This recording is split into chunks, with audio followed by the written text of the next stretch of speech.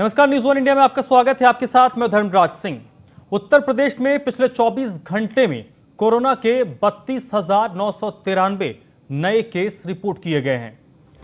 इस दौरान अगर हम बात करें मौत के आंकड़े की तो 265 लोगों की जान भी गई है। उत्तर प्रदेश में कोरोना के एक्टिव केस इस वक्त 3,06,458 हैं। पिछले 24 घंटों में 30,398 लोग कोरोना से रिकवर भी हुए हैं। ये पूरे उत्तर प्रदेश का आंकड़ा है। पिछले 24 घंटे में 32,000 से ज्यादा एक्टिव केस आए हैं, जबकि 30,000 के करीब से ज्यादा लोग इस दौरान रिकवर भी हुए हैं।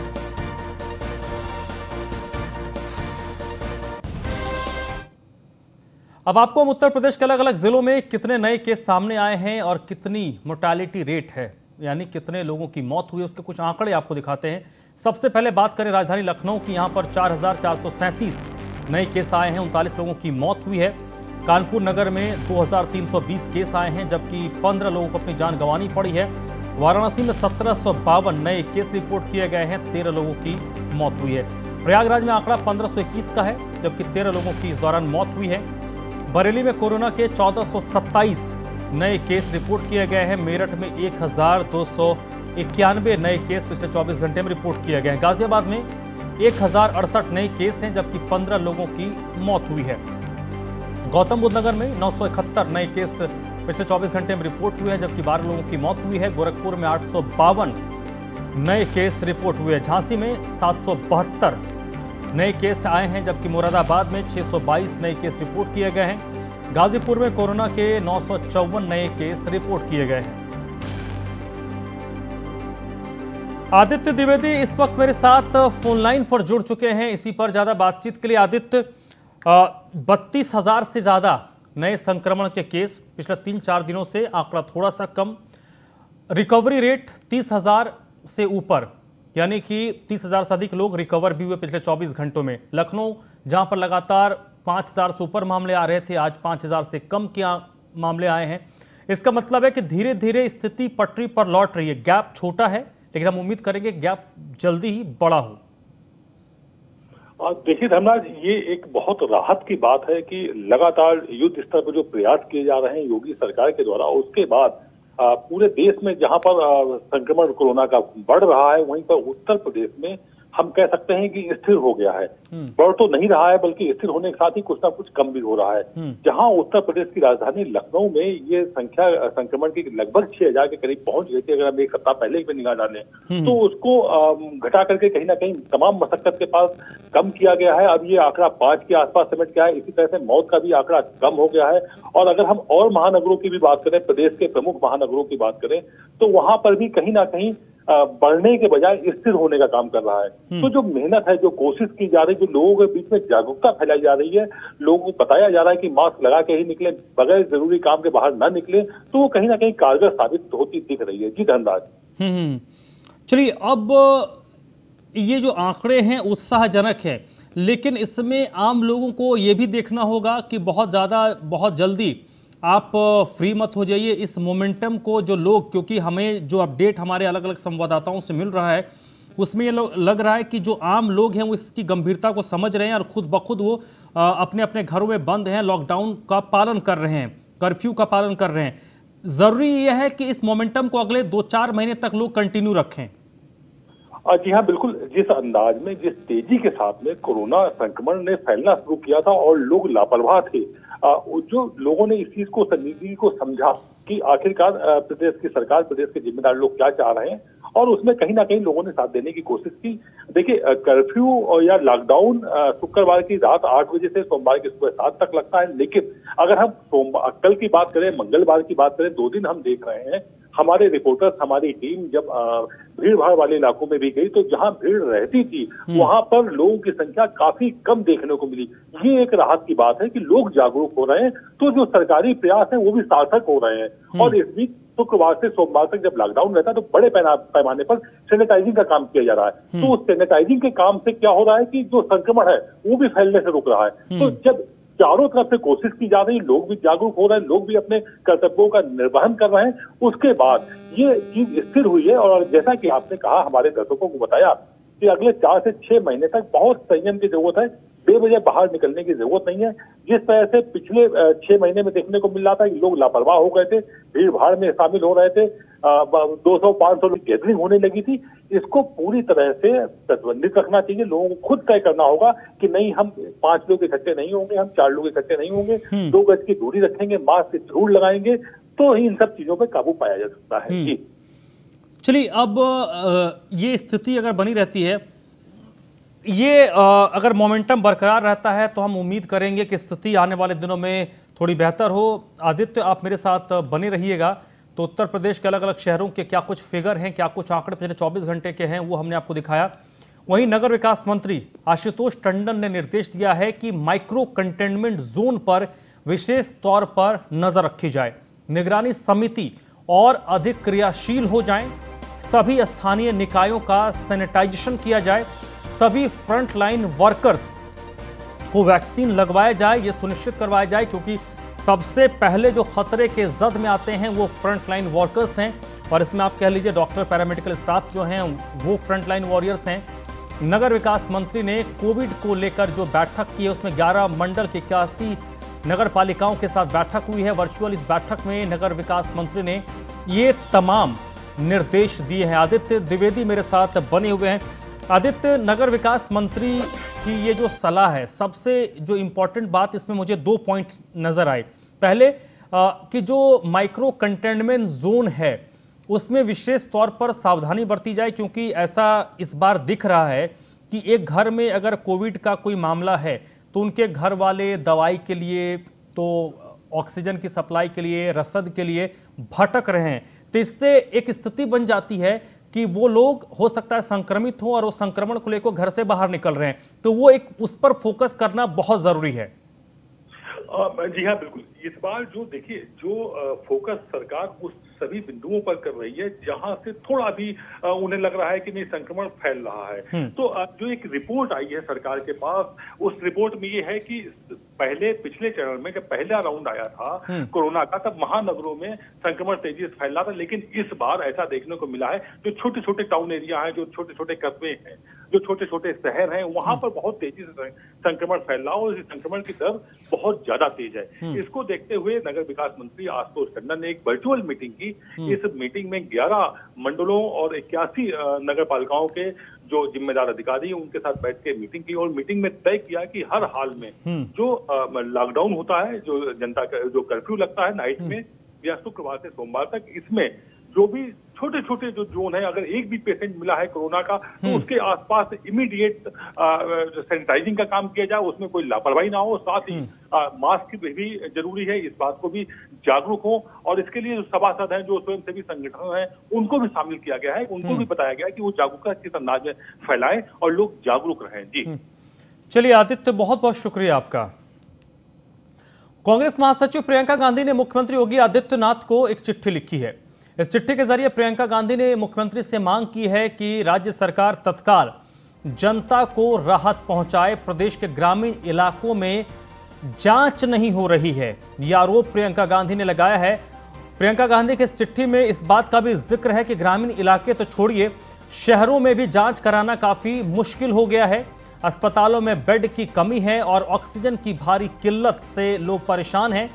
इस दौरान प्रियंका गांधी ने मांग की है कि एक आर्थिक पैकेज की घोषणा की जाए, जिसमें तमाम जो मुश्किलात हैं उसको देखते हुए ये आर्थिक पैकेज एक मरहम का काम करेगा।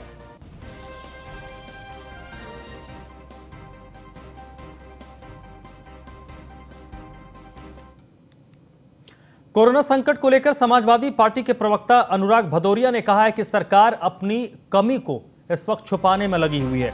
तो सपा ने एक कोरोना संकट को लेकर हमला बोला है राज्य सरकार पर। अनुराग भदौरिया जो प्रवक्ता हैं, उनका आरोप है कि सरकार अपनी नाकामी को छुपा रही है।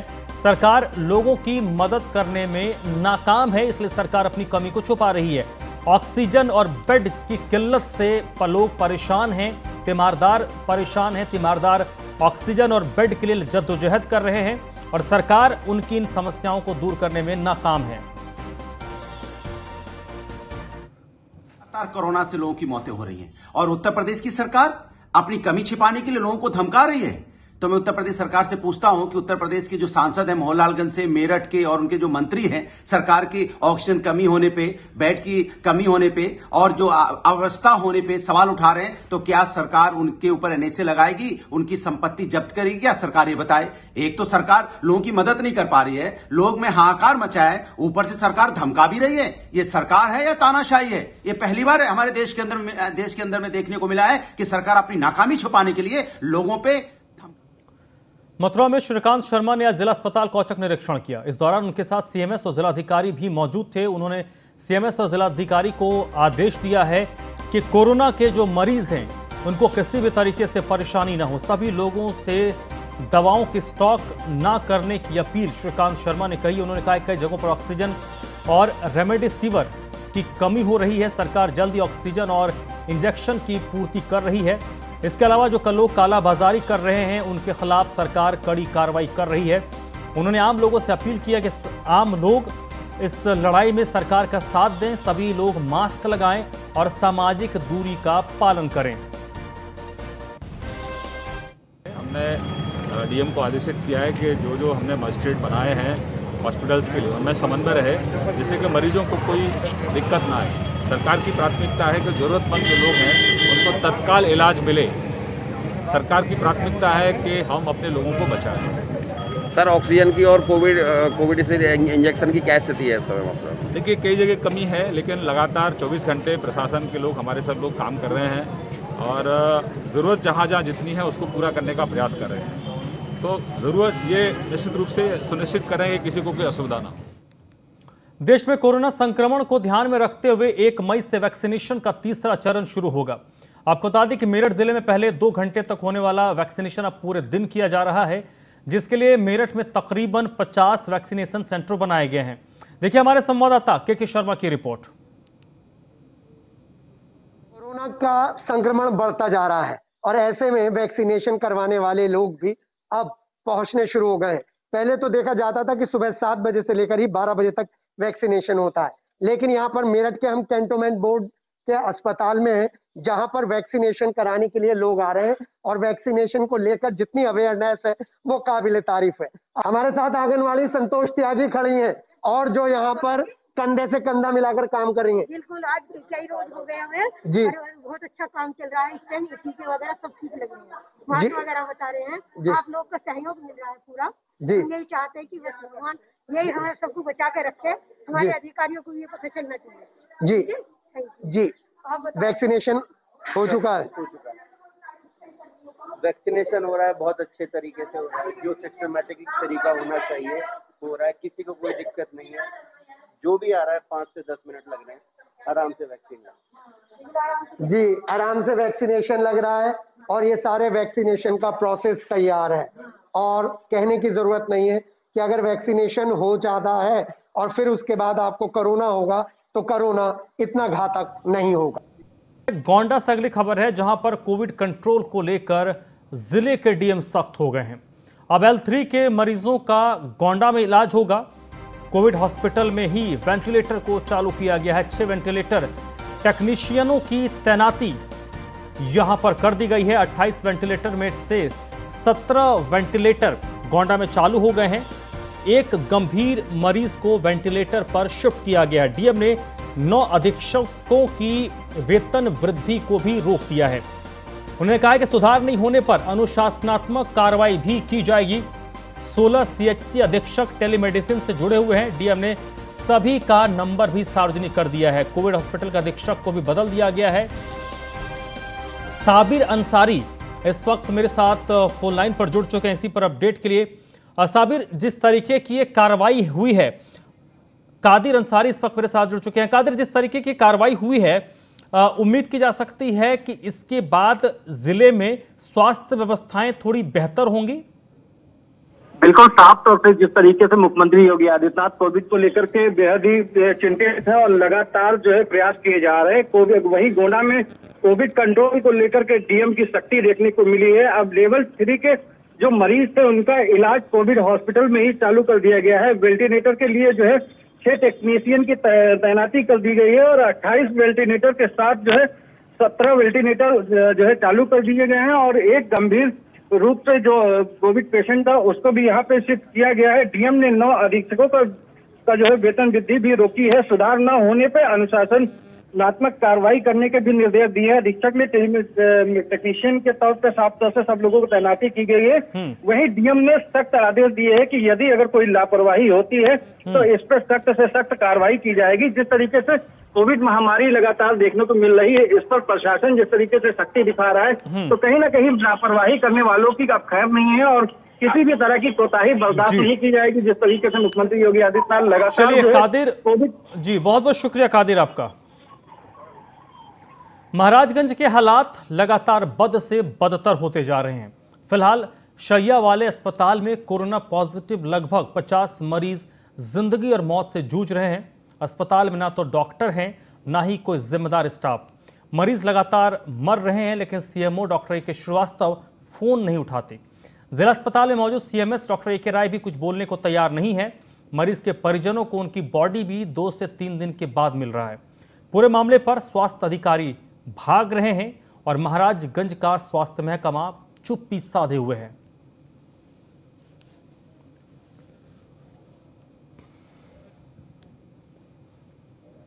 माता जी को लेकर आए थे, फिर यहाँ कई वहाँ गए जांच कराने के लिए, तो वहाँ कई बार बोले तो फिर निकाले खून वगैरह जांच करने के लिए। यहाँ पर बोले कि मैं इमरजेंसी, मेरी माँ है इमरजेंसी में, 1.5-2 घंटा हो गया, सुन नहीं रहे, अभी ले जा रहे हैं, अभी ले जा रहे हैं, अभी ले जा रहे हैं, ले नहीं गए और लास्ट में लेते जा रहे हैं। तो वही बात हम तो यहाँ पर हमारे सारे साहब थे। क्या परेशानी है उनको? ये लोग कोरोना का बताए थे। अभी क्या व्यवस्था है यहाँ अस्पताल की? 2 बजे का डेट कर चुके हैं, अभी तक कोई सुनवाई नहीं है, तभी तो हम दौड़ रहे हैं शादी के लिए।